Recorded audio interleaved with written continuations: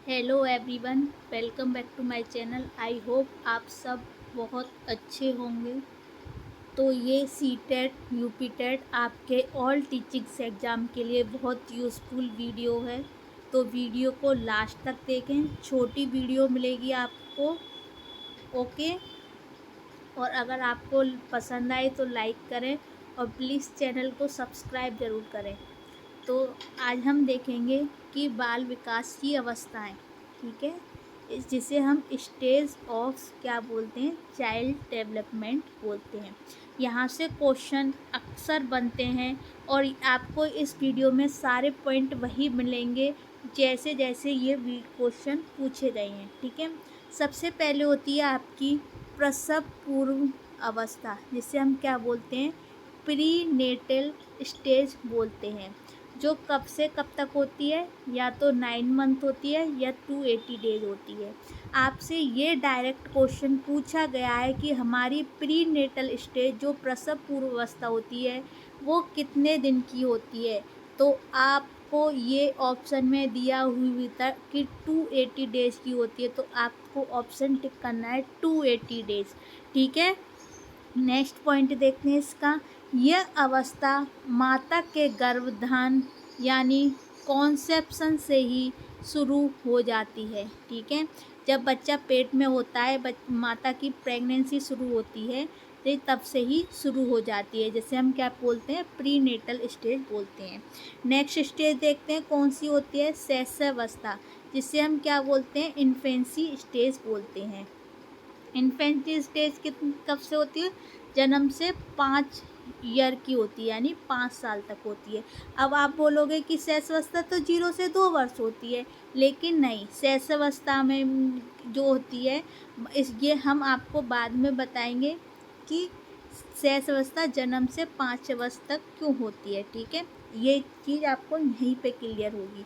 तो इसमें देखते हैं क्या क्या होता है। इस अवस्था में शिशु पूर्ण रूप से माता पिता पर निर्भर रहता है और उसका व्यवहार मूल प्रवृत्तियों पर आधारित होता है, ठीक है। जब बच्चा जन्म से 5 वर्ष तक का होता है तो बच्चा माँ बाप पर ही आधारित रहता है, ठीक है। और इस अवस्था में जिज्ञासा, क्यूरियोसिटी ज़्यादा होती है, ठीक है। इस अवस्था में बच्चा ज़्यादा से ज़्यादा चीज़ें आपसे पूछेगा, ठीक है। तो इसको हम क्या बोलते हैं, क्यूरियोसिटी बोलते हैं। वो हर चीज़ के बारे में जानने की क्या करता है, कोशिश करता है। और नेक्स्ट देखते हैं, इस अवस्था में आत्म प्रेम की भावना, फीलिंग ऑफ सेल्फ लव उत्पन्न हो जाता है, ठीक है।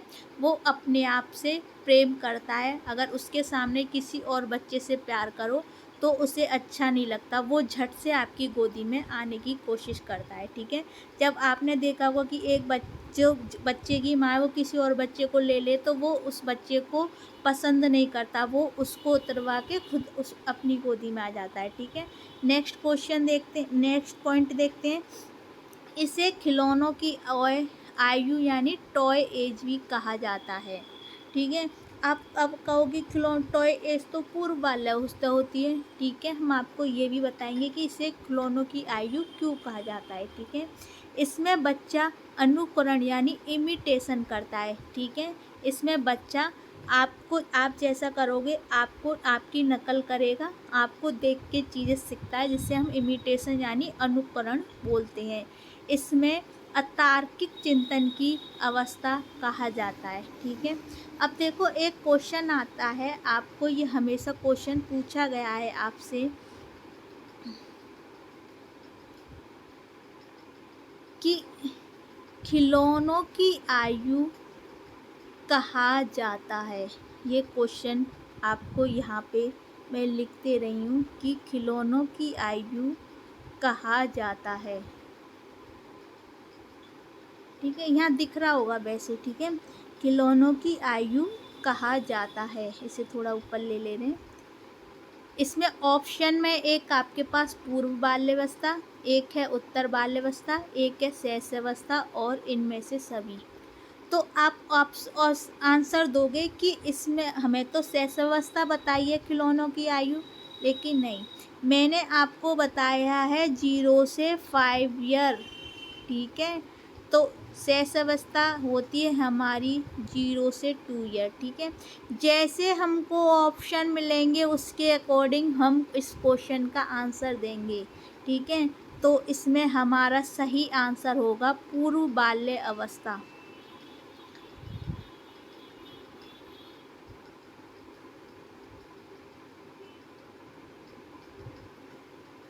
क्या होगा इसका हमारा आंसर? इसका आंसर हमारा होगा पूर्व बाल्यावस्था, क्योंकि पूर्व बाल्यावस्था होती है 3 से 6 वर्ष और शैशवावस्था इसमें दी है 0 से 2 वर्ष, ठीक है। अगर यही क्वेश्चन आपसे पूछा जाता कि खिलौनों की आयु किसे कहते हैं और आपके पास ऑप्शन में होता शैशवावस्था, एक तो शैशवावस्था होता आपका ऑप्शन में, एक होता बाल्यावस्था और एक होता किशोरावस्था और एक होता इनमें से सभी, ठीक है।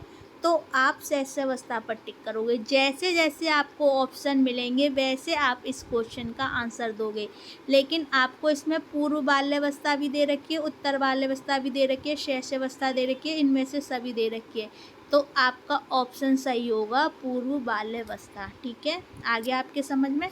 चलो अब बात करते हैं बाल्यावस्था में क्या क्या होता है, ठीक है।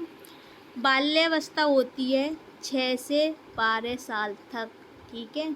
ये जिसे हम चाइल्डहुड क्या बोलते हैं, स्टेज बोलते हैं। इसमें तार्किक चिंतन यानी लॉजिकल थिंकिंग की अवस्था आ जाती है, ठीक है।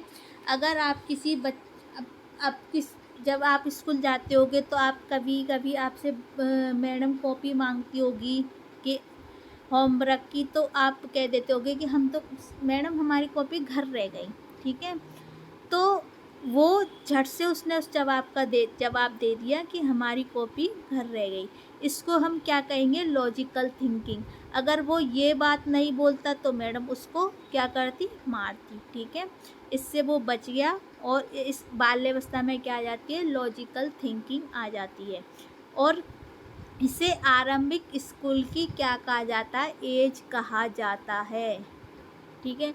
आपसे ये क्वेश्चन पूछा गया है कि लॉजिकल थिंकिंग किस अवस्था में आ जाती है, तो आपका आंसर होगा बाल्यावस्था में। इसे गंदी अवस्था भी कहा जाता है, ठीक है। ये डायरेक्ट क्वेश्चन पूछे गए हैं आपसे कि गंदी अवस्था किसे कहा जाता है, तो बाल्यावस्था को क्यों कहा जाता है? क्योंकि इस एज में बच्चा जब खाना खाता है तो अपने कपड़ों के ऊपर चीज़ें गिरा लेता है, इसलिए इसे क्या कहते हैं? गंदी अवस्था कहते हैं। नेक्स्ट होता है, इसे स्फूर्ति अवस्था कहते हैं, यानी स्मार्ट एज कहते हैं, क्योंकि इस एज में ना तो बच्चे की दाढ़ी निकलती है ना मूंछें आती हैं, तो वो क्या रहता है? बिल्कुल क्लीन चिट रहता है, इसलिए वो स्मार्ट लगता है, इसलिए इसे क्या कहते हैं? स्मार्ट एज कहते हैं। इसे खेलों की अवस्था भी कहते हैं, गेम्स स्टेज भी कहा जाता है, क्योंकि इसमें बच्चा ज़्यादा से ज़्यादा खेलने पर ही ध्यान देता है। और इस अवस्था को संग्रहण यानी स्टोरेज कहते हैं कि प्रवृत्ति विकसित होने लगती है, क्योंकि बच्चा चीज़ें कलेक्ट करने लगता है, चीज़ों को संभाल के रखता है, इसलिए, ठीक है। इसे स्टोरेज एज कहते हैं। इसे गैंग की अवस्था भी कहते हैं, क्योंकि बच्चा टोली में ग्रुप में खेलने लगता है, इसलिए इसे गैंग की अवस्था कहते हैं। और इसे जीवन का अनोखा काल यानी यूनिक की पीरियड भी कहा जाता है। ये सारे पॉइंट डिट्टो ऐसे कि ऐसे आपसे क्वेश्चन पूछे गए हैं प्रीवियस ईयर में। एक बार पुराने पेपर उठा के देखना, आपको सब क्वेश्चंस के आंसर मिल जाएंगे ये वीडियो देखने के बाद।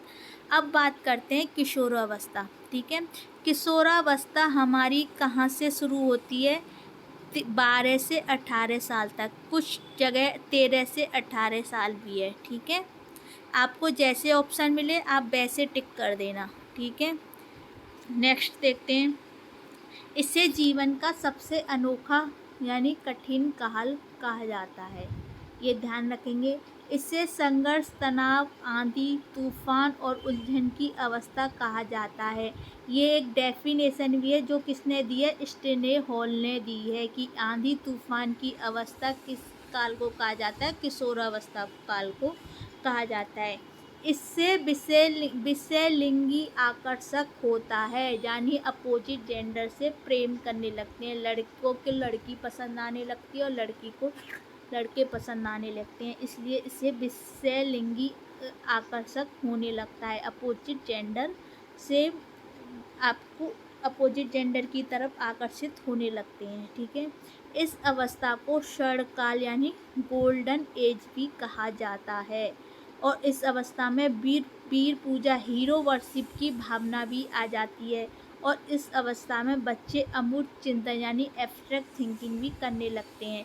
जैसे अगर आप किसी बच्चे से कहो किशोर अवस्था एज में कि अगर आपको एक दिन का सीएम बना दिया जाए तो आप क्या करोगे, तो बच्चा सोचने लगता है। तो इस थिंकिंग को क्या कहते हैं, एब्स्ट्रैक्ट थिंकिंग यानी अमूर्त चिंतन कहते हैं।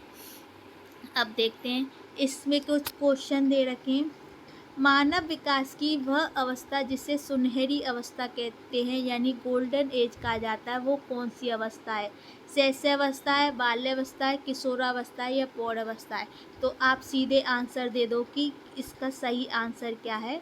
इस अवस्था को स्वर्णकाल कहा जाता है, गोल्डन एज कहा जाता है किशोरावस्था को, ठीक है। निम्नलिखित में से कौन सा बाल्यकाल चाइल्डहुड का अन्य नाम नहीं है? प्रारंभिक विद्यालय जिसे एलिमेंट्री स्कूल एज कहते हैं, या स्फूर्ति अवस्था जिसे स्मार्ट एज कहते हैं, गिरोह से पहले आया या गैंग एज? तो इसका सही आंसर होगा आपका तीसरा, अन्य नाम नहीं पूछा है, ठीक है। गिरोह से पहले आई उसका आंसर होगा, ठीक है।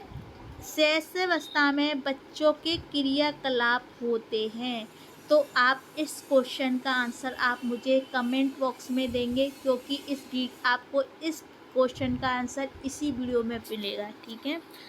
तो आप इस क्वेश्चन का आंसर कमेंट बॉक्स में ज़रूर दें। अगर आपको वीडियो पसंद आई हो तो लाइक ज़रूर करें, प्लीज़ चैनल को सब्सक्राइब ज़रूर करें, इतना सा कष्ट ज़रूर कर दें। Thank you.